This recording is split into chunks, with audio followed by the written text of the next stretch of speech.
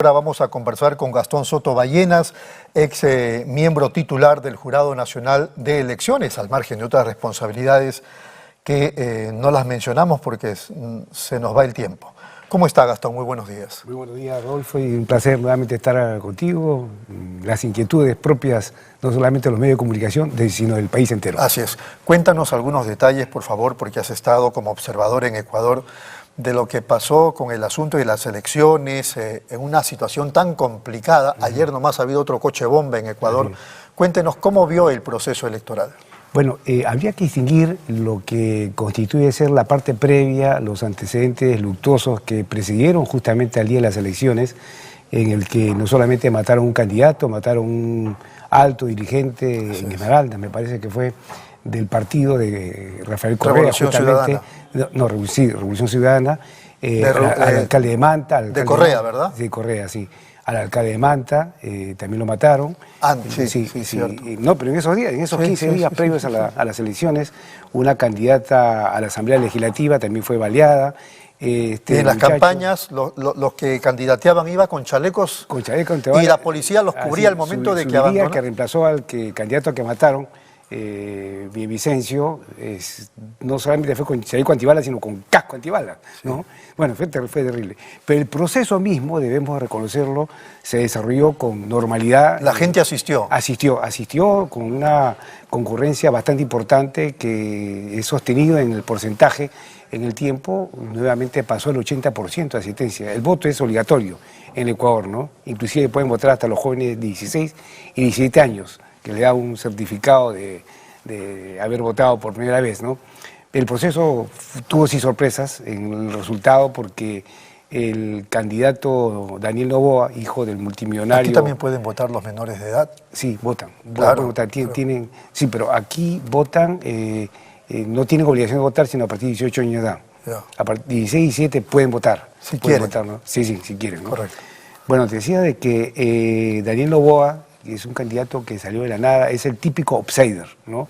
Vino de atrás. Las encuestas no le daban mayor posibilidad de captar una cantidad de votos suficiente como para pasar a la segunda vuelta, y en este caso pasó a la segunda vuelta y ha pasado lejos del tercero, porque el tercero, que subiría del Partido de Acción Democrática Nacional, que es el partido del candidato que mataron, que también subió como consecuencia del crimen, porque en política la victimización también tiene un efecto positivo, y bueno, pasa a la segunda vuelta con la candidata de Correa. Que sí, era previsible que ganara Luisa González, ¿no? Era previsible que ganara por lo menos con la votación relativa más alta, y lo logró, y es la misma votación que consiguió hace poco tiempo, cerca de 2 años, Andrés Arauz, que es el candidato ahora a la vicepresidencia y que fue candidato a la presidencia anteriormente por Revolución Ciudadana. O sea, 33%, 32%.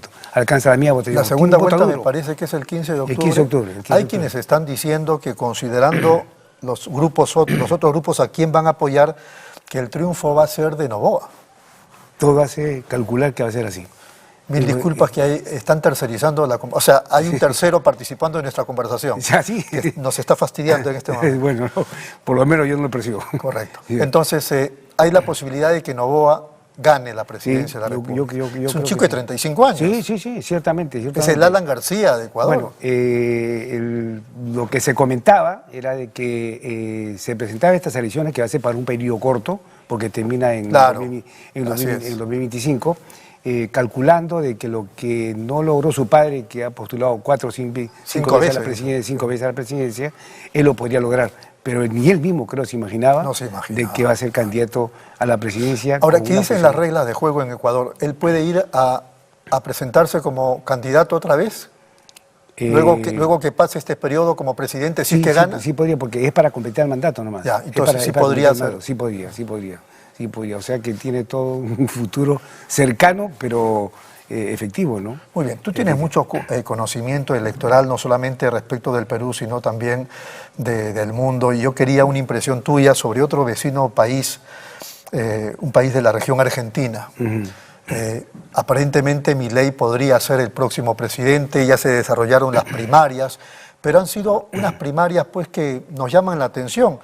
que sin embargo entiendo que también se podrían desarrollar acá en el Perú porque las reglas ya están, lo que pasa es que su aplicación la han ido pateando, si cabe el término. Bueno, el famoso paso que le llaman, ¿no? Primarias, amplias, simultáneas y obligatorias, ¿no? Te cuento comentario que me hicieron argentinos que estuvieron también como observadores internacionales ahora en Quito. A la pregunta que yo le formulé, ¿qué posibilidades tiene respecto a lo que ha sido el resultado en las primarias, Milei, en la elección ya, ¿no? No se refleja en la elección, porque más bien las primarias pueden ser un aviso de lo que podría acontecer respecto a lo que viene más tarde, mañana más tarde, que va a ser el 20 de octubre, no, 20 de octubre, va a ser las elecciones presidenciales y posiblemente la cosa no se le presente muy fácil, ¿no? Cierto que la primera se ha ganado, pero no necesariamente los resultados en la primera se reflejan ya en la elección real, ¿no? Las características que tiene, que son tan especiales, lo califican como ultraderechista, pero tiene experiencia y tiene mucha gente importante que lo está rodeando, ¿no? Lo cual significa que ese comentario que me hicieron respecto a lo que pudieran ser las elecciones finales, presidenciales, no necesariamente puede ser una realidad, ¿no? Lo comento en voz alta porque es de hace pocos días, ¿no? ¿El sistema de las primarias es igual o qué diferencia hay con las primarias en el Perú? Bueno, es que son obligatorias. Aquí también se quiere que las primarias sean obligatorias, ¿no? Cosa que yo particularmente no estoy de acuerdo. No está de acuerdo. No estoy de acuerdo por una gran diferencia, ¿no? ¿Son obligatorias, son simultáneas? Simultáneas y abiertas. Abiertas porque cualquiera va a votar, no solamente los militantes del partido, ¿no? En el caso nuestro, tiene más o menos las mismas características, por cuanto que en el Perú los partidos políticos lamentablemente no están institucionalizados, ¿no? Entonces yo digo, como me pregunto, ¿cómo se le puede obligar a la población común y corriente que no tiene la más mínima idea de quiénes pueden ser los candidatos por los partidos para efecto que vayan a votar obligatoriamente, ¿no? Si lo estamos viendo en los propios en las elecciones generales, donde a pesar de que existen una serie de mecanismos que en el tiempo siguen operando desde el 2005, me acuerdo cuando estuvimos en el jurado, el famoso voto informado, que no es otra cosa sino procurar de que la población vote con conocimiento de causa y le dé su voto a quien efectivamente, previa evaluación que hace el candidato y del programa del partido, pueda darle el apoyo, ¿no?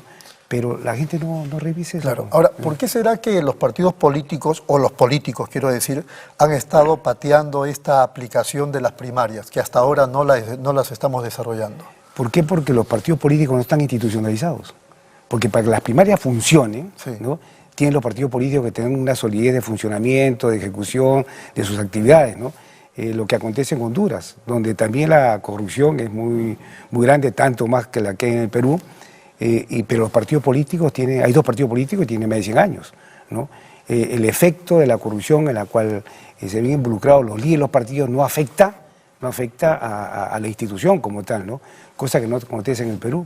Lamentablemente los líderes de los partidos que se han visto involucrados en actos que han sido sometidos por ello a la justicia terminan afectando a la institución, ¿no?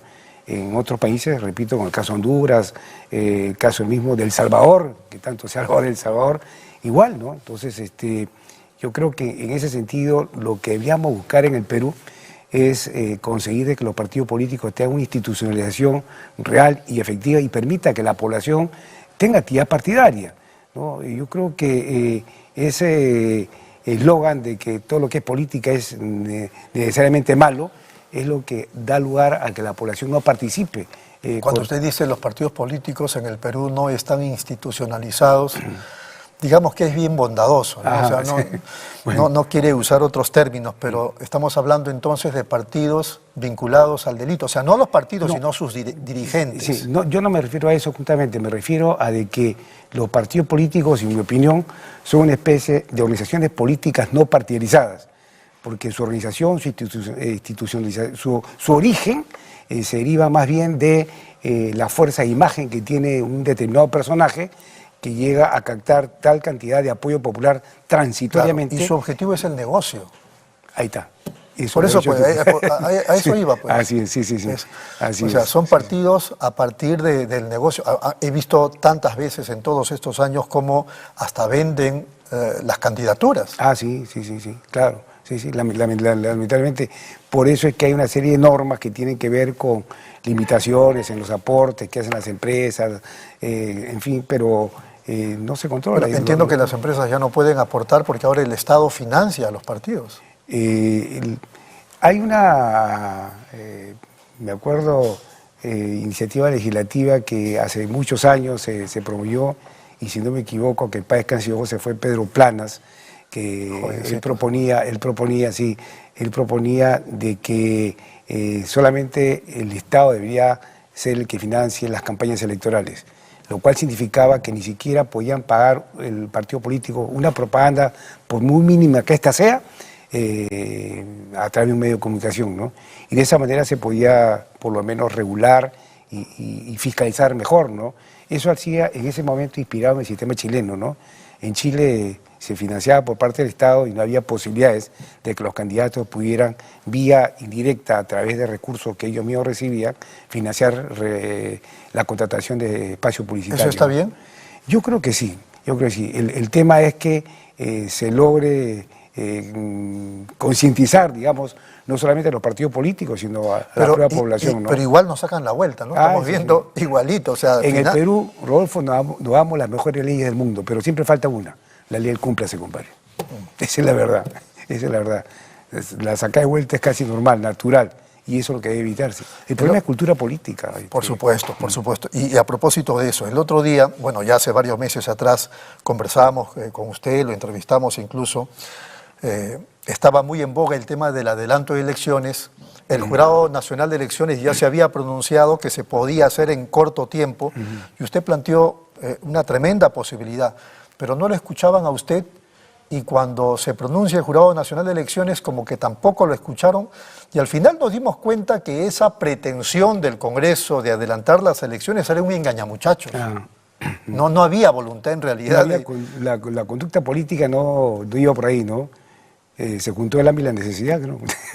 Para mantenerse en el cargo. En cambio, en Ecuador, ellos tienen otra regla de juego cuando hay una situación de crisis. Ese es muy interesante porque hay un artículo, el 148, me parece, que es el de la Constitución del 2008, que se elaboró a iniciativa de Rafael Correa justamente, y que por primera vez se aplica, en el sentido que el presidente de la República tiene facultades para disolver la Cámara o la Asamblea Legislativa. Sin tanto aspaviento. Sí, dice cuando se genera un grave conflicto entre el Ejecutivo y el Legislativo. De acuerdo. ¿no? Y se genera a su vez una grave alteración del orden político, ¿no? Y él, cuando decide ello, también no solamente corta el mandato de la Asamblea Legislativa, sino corta a su vez su propio mandato, ¿no? Obviamente que en el caso de Guillermo Lasso, quien estaba ya teniendo serios problemas internos en el Ecuador. Serios problemas muy serios, tanto así de que si se demoraba un par de días o 3 días, lo vacaban del cargo. Y precisamente, oportunamente, bien asesorado, pero está bien, utilizó lo que establece la norma constitucional. Porque, digamos, la justicia va a seguir persiguiéndolo hasta que responda. En tanto él convoca elecciones y el pueblo tiene la posibilidad de elegir nuevas autoridades. Eso es lo que llama la legitimidad, pues. Es un sistema para mantener la legitimidad. Y eso fue lo que hizo él, ¿no? Porque cuando él decreta la disolución de la Asamblea Legislativa, tuvo más del 70% de aceptación popular, a pesar de que él, como presidente de la República, su aceptación popular no llegaba ni siquiera al 10%, está muy bajo. Pero como quiera que el Parlamento también estaba bajo esas mismas características en cuanto a apoyo popular, pues definitivamente logró ese objetivo. Y lo importante es de que mientras que él continúa en el mandato como presidente y sigue gobernando por decreto, ¿no? Y se mantiene hasta en cuanto y en tanto no elijan al nuevo presidente, la Asamblea dejó de funcionar al día siguiente. Así es. Entonces ya no lo pudieron vacar. Muy bien, para terminar nos queda un minuto. Usted no es un especialista en el tema, pero es un ciudadano. ¿Se le ocurre cómo podemos enfrentar la criminalidad, la inseguridad ciudadana? Hay 2 planes, como decía hace rato, ¿no? El plan Bukele y el plan Boluarte. ¿Qué hacemos? Yo creo que la seguridad ciudadana no se enfrenta anunciando planes, sino es un problema de gestión, Rodolfo. Que crear más instituciones, que la policía del orden, yo creo que es un tema de gestión, y para enfrentar la criminalidad y la inseguridad no es necesario anunciarlo, hay que hacerlo. Recursos hay que saber invertirlos. hay que saber administrarlos. ¿Y se le ocurre qué se puede hacer, por ejemplo, ahora? Yo creo que por lo menos dotar a la policía de mayor cantidad de elementos. Es una policía corrupta. De elementos humanos. Sí, pero hay que buscar, yo creo que no todos son corruptos. Consecuentemente, identificar quiénes son corruptos y que vayan eliminando sin mucho trámite a los que hay que limpiarlo, a la institución. Yo creo que se puede conseguir. ¿Es descabellado un estado de excepción? No. No es descabellado. No, definitivamente que no. Un régimen de excepción está previsto. Grave alteración interno. Dentro del marco de la grave alteración del orden interno está precisamente situaciones que se dan como consecuencia de la inseguridad. Lo que pasó, hace un tiempo atrás se decretó esta emergencia en el Callao, porque en el Callao había mucha inseguridad, había mucha delincuencia, ¿no? Y creo que funcionó. Yo creo que debemos ser ya más drásticos. Estamos siendo muy manos blandas y estamos echando la culpa a todo el mundo, al Congreso, a la prueba policía en particular, cuando el tema es un tema de gestión y no se anuncia. Claro. Yo digo, no se anuncia. Yo digo, se declara el estado de excepción, la Fuerza Armada se complementa en el trabajo que tiene la policía y no es que con eso se va a solucionar todo, sino que mientras eso se está aplicando ya, el gobierno trabaja, digamos, en el asunto de triangular, de coordinar, de integrar la lucha contra la criminalidad. Claro, y debe ser un trabajo también multiinstitucional, ¿no? No debe estar solamente el Ejecutivo, sino también el Poder Judicial, el Ministerio Público, todos, para no tener sorpresas tan ingratas como que a los delincuentes que son casi convictos y confesos, los sueltan a los 2 o 3 días, ¿no? Porque no llegó el expediente a ponerle, ni no llegó el atestado policial, el colmo, pues. No puede ser. Así es. Gastón, ha sido muy amable. Muchas gracias por tu presencia. A ti más bien las gracias, mi querido Muy Rodolfo. gentil. Muchas gracias. Ha sido el doctor Gastón Soto Ballenas. Vamos de inmediato a la pausa. Regresamos.